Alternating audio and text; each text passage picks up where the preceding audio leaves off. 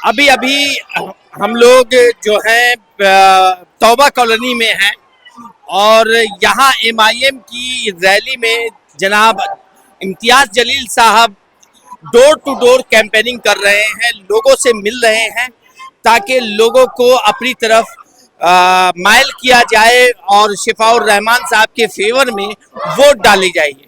तो मैं अभी आप लोगों को न्यूज़ बास्केट 24 की तरफ से मैं आप लोगों को कुछ झलकियां दिखाता हूं।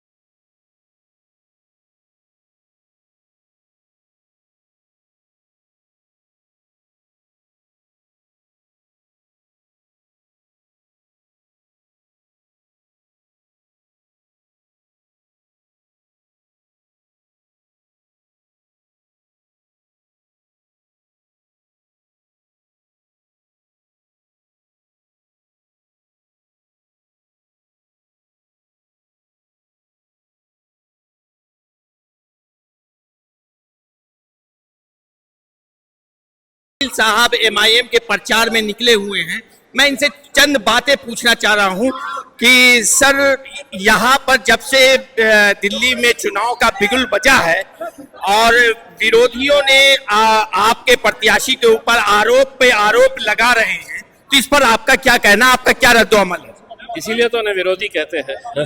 अगर वो हमारे तारीफ करेंगे तो विरोधी नहीं होते हैं ना। उसमें विरोधियों का तो काम ही होता है हमारे ऊपर आरोप लगाना। उसमें वो अपना काम कर रहे हैं, हम अपना काम कर रहे हैं। लेकिन यहाँ विरोधी ये बात कह रहे हैं कि यहाँ पर ओखला में आपके प्रत्याशी का खड़ा होना यानी कि सीधा सीधी बीजेपी को फायदा होना, तो इस पर आपका क्या रद्द-ओ-अमल? मैं 70 सीट लड़ सकता था, 2 सीट लड़ रहा हूँ और उन भाइयों के लिए लड़ रहा हूँ जो बुरे वक्त के अंदर कौम के लिए खड़े रहे।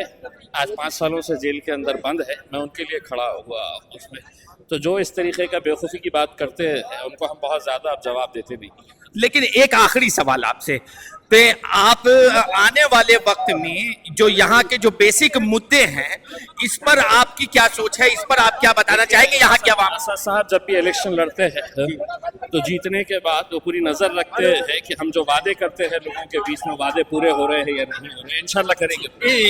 तो अभी अभी आपने देखा किस तरह से इम्तियाज जलील साहब ने दो टूक और बेबाक होकर के अपने विरोधियों को जवाब दिया है और ये बताने की कोशिश की है कि जो भी विरोधी जो शिफाउर रहमान के खिलाफ जो वल्गर बातें बोल रहे हैं और जो इल्जाम लगा रहे हैं, उन सबको एक करारा जवाब इम्तियाज जलील साहब ने दिया है। और दूसरे मुद्दे पे जो डेवलपमेंट के मुद्दे पे जो बात हमने की, तो उस पर भी उन्होंने दो टूक जवाब दिया है कि जिस तरह से असदुद्दीन ओवैसी साहब जहां भी जीतते हैं वहां पर वो कड़ी निगाह रखते हैं यहाँ के डेवलपमेंट पे।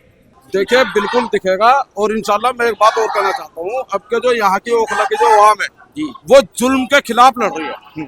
क्योंकि जो शिफाउर रहमान पे जो जुल्म हुआ, एनआरसी और सीए के धरना प्रदर्शन में जो गए, उन पे जो मुकदमे लगाकर, झूठे मुकदमे लगाकर जेल में डाला गया, उसके खिलाफ ओखला की पूरी अवाम जो है एक प्लेटफार्म पे है।